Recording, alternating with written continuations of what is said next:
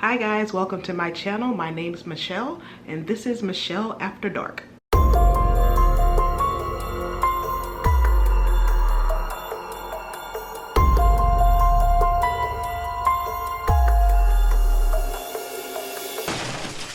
So this case will be an ongoing story. It actually just broke this week in Houston, Texas. So I'm not going to have all of the details yet, but as new information develops, I will update you all. So let's just get to it. Gloria Williams and her boyfriend, Brian Coulter, I think, C-O-U-L-T-E-R, were arrested in connection of the death of Gloria's 8-year-old son. Gloria had 4 sons, ages 15, 10, 7, and 8. And allegedly, because this just happened, the boyfriend Brian beat him to death, killing him. And she stayed with this animal and tried to cover everything up.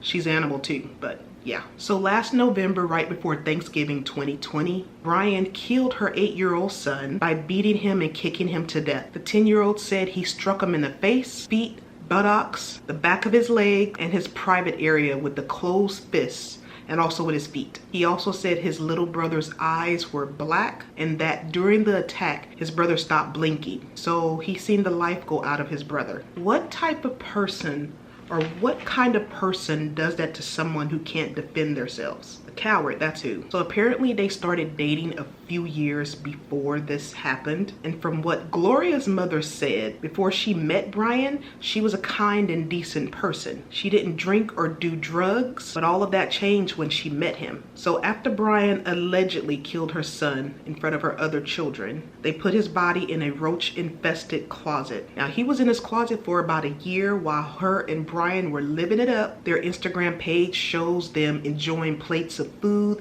They're being flashy with jewelry, diamond rings and necklaces and watches and all that stuff. But they're just living their life while her kid is dead in a closet. And the other 3 sons were left neglected and alone in the apartment. And she had actually moved out.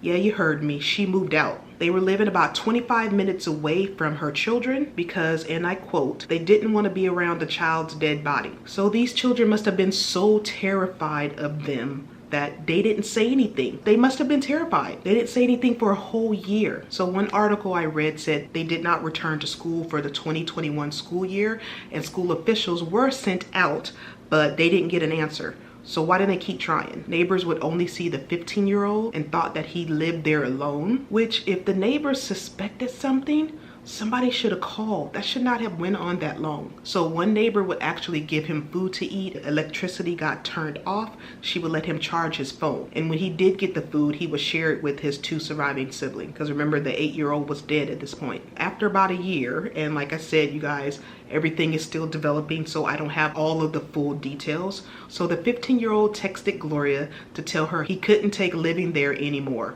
And then when they hung up, he dialed 911, which good for him. So the cops arrived. The boys were very thin, surviving in deplorable conditions. No furniture, no bedding, no blankets, a dirty carpet, and an infestation of insects. The rent was being paid for by Gloria's government assistance checks, and Gloria and Brian would stop by every once in a while to give them snacks and soda. How terribly kind of them. So a few weeks back, Brian actually attacked one of the other children, breaking his jaw, and he was never taken to the doctor. He's going to need surgery to fix his shattered bones. Right now, the 3 surviving children are in custody of child welfare. What kind of mother puts a man, dad or not, above her own children? She said that she didn't report her son's death for that year in fear of her kids would be taken away and that she could possibly go to jail.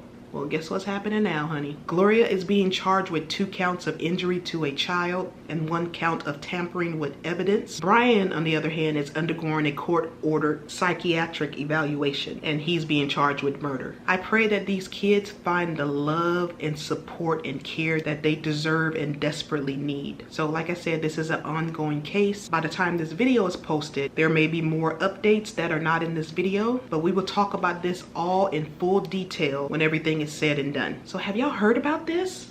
This just happened recently. I just heard about this literally 2 days ago. So just when you think you heard it all, here comes a more sick and sadistic person proving you wrong. So thank you all for watching, and thank you all for my new subscribers. I do see you, and I am active in the comments. It may take me a day or so because I do work during the week, but I will respond.